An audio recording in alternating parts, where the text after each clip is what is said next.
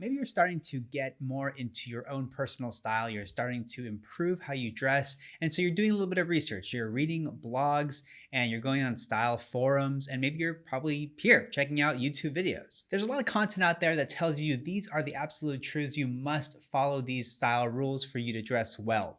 But I've been checking out these articles and these videos, and sometimes I think people go a little bit too far. So today I'm going to break down. A few style truths that no one is telling you. I'm going to cover 5 of those things in today's video. What's up, fellas? Welcome back to Effortless Gent. If you are new here, welcome. I am Baron, and on this channel, we typically discuss how to dress sharp, how to dress with confidence, and of course, men's style tips just like this one today. So if you are into that kind of thing, make sure you hit that subscribe button. Okay, style truth number 1 that I don't think anyone's telling you. Good fit doesn't always mean slim cut. So if you buy a slim fit, it doesn't necessarily mean that it's going to fit you well. In general, slim fit or slim cut tends to refer to this idea of like having clothes that fit you close to the body, but not overly tight. But you have to understand that like slim fit is very general and is meant to fit a certain body type, and you might not fit that body type. So you have to find other silhouettes that are your version of slim fit. Let me give you an example. I did a video a few months ago, I believe, about the best jeans for guys with bigger thighs. So these are like athletic guys or just bigger guys in general. I'm gonna link to the video up here so you can go ahead and check it out. Essentially, it's the Levi's 541, by the way, which is my favorite pair of jeans. Spoiler alert, but you should still watch the video because I talk more about why I think that's the best pair. Essentially, slim fit is not gonna fit me. I tend to have bigger legs than the typical guy who wears my waist and my inseam, if that makes sense. So a slim cut jean doesn't fit me as comfortably. It's kind of like really tight. And so I needed to find a pair of denim that has a little bit more room in the legs, yet still fits me perfectly in the waist. And so an athletic fit pair of jeans fits really well. And I think that is where, this idea of slim fit won't necessarily work for a guy like me or maybe a bigger guy, but you can still find stuff that is slim fit for you specifically in your silhouette, in your body type. So basically what I'm trying to say is you don't necessarily want to buy something that is slim fit if it doesn't actually fit you. You have to try a bunch of things and see what works best for your body type and your silhouette. And when you find those things, just remember them and make sure that you always buy those same versions of pants or shirts, because then you don't have to think too hard about what fits you and what fits you the best. Okay, so that is style truth number 1. Slim cut or slim fit doesn't always mean good fit. Okay, style truth number 2 that I think no one is telling you. Trying to match colors for your specific skin tone, it doesn't really matter. I did a few videos on this idea of menswear neutrals, and I'm going to link to these videos up here in the card. Essentially what menswear neutrals are a group of colors that work perfectly with each other, as well as any other color that you might want to wear with them. So if you have a wardrobe that is comprised of mostly or all menswear neutrals, then you don't have to worry at all about matching your skin tone or matching any other color that you might want to wear. That's because by definition, menswear neutrals look great with each other and any other color that you put with it. So if you have an outfit that is mostly menswear neutrals and you want to throw in a random color that you like, you can do that and you don't have to worry about mismatching. So instead of worrying about if you are a autumn palette or a winter palette, or if you are high contrast, low contrast, all that stuff, I wouldn't worry too much about that. All you have to do is focus on wearing menswear neutrals, and you don't have to worry about mismatching your skin tone to the colors in the clothing that you wear. So that is style truth number 2.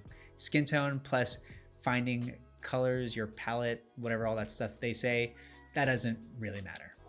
Okay, style truth number 3 that no one's telling you about. Everyone is too self-absorbed in their own lives to care about what you are wearing. This is good news because if you are interested in style and you're trying new things, there's a good chance that you are a little bit maybe like shy, like gun shy, or like you're scared to try new things that are kind of uncomfortable for you, like stuff you haven't worn before. And I totally understand that. But what you have to remember is that most people are too busy thinking about what they look like, and they're too busy thinking about their own lives to really care what you are wearing. If you want to try new things, you don't have to worry about thinking like, oh, everyone in the whole world is going to notice me and I'm going to feel like I'm on stage naked and everyone's looking. Like, it's not ever going to be that dramatic. And if people do notice, typically people are just curious and excited that you are trying new things and you're trying to dress better. So kind of lean into that. That should give you a little bit more courage to go out and try new things and try better fitting clothing,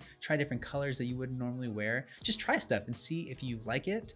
And don't worry about the other people, because most likely they're not paying attention to you. They're so self-absorbed and worried about how they look themselves. Keep that in mind. Style truth number 3.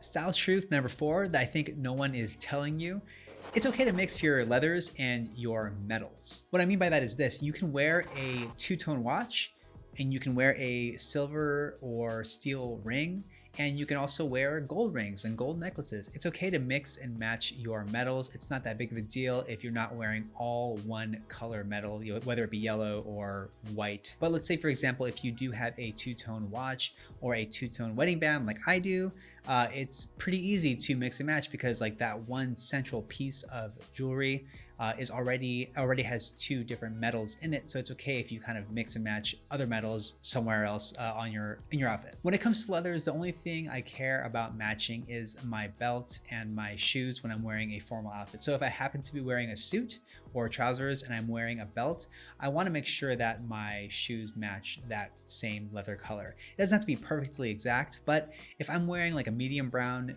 pair of leather lace-ups, I want to make sure that I'm wearing a medium brown belt. If it's a light tan belt, I want to make sure my shoes are also like a light tan. So do the best you can to get as close as you can. Just in that instance, I mix and match brown and black leathers all the time.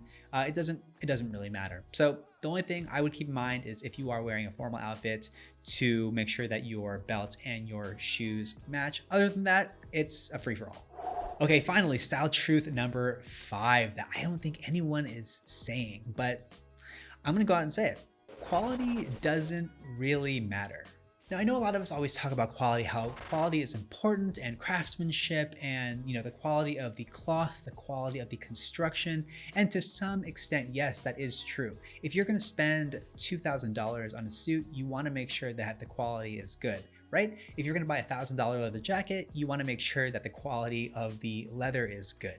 But if you are just starting out and you're just learning how to dress, and you are basically in the beginning stages of understanding your own personal style and you're still experimenting, honestly, quality does not really matter. Go to H&M, go to J. Crew Factory, try these brands that are considerably more affordable while you're still learning about your own style, because you don't want to spend a ton of money and try to get the best quality you can when you don't even know if that garment is going to work for you or if that fit is even going to look good on you, right? You don't want to spend too much money before you really understand what makes sense for you and your personal style, and also your body, how things fit on you. I'm going to go out and say it. Quality doesn't really matter if you are starting out. Make sure first that you nail fit, and then you understand menswear and neutrals and how colors should work on you. Experiment in those little ways, because those little ways actually make the biggest difference. And then once you have all of that set up, then you can start worrying about upgrading your pieces to better quality things. Boom, that's all I got for you, fellas. I hope that helps, and if so, please leave a comment down below and let me know which style truth you've followed for a long time and realize, like, well, maybe that doesn't really matter. And it's okay, because that is why we are here, right? We're here to learn, and we're here to improve our own personal style and always get better. And I'm doing the same thing. I've been doing this for 20 something years now, and I am too still learning about my own personal style. So it's not just you, it's me. We are all here to learn and practice these style truths that I just told you, and let me know how it goes. Let me know in the comments below. I'm looking forward to hearing back from you, and yeah, please subscribe to the channel if you found this video useful. All right, I'll talk to y'all later. Peace.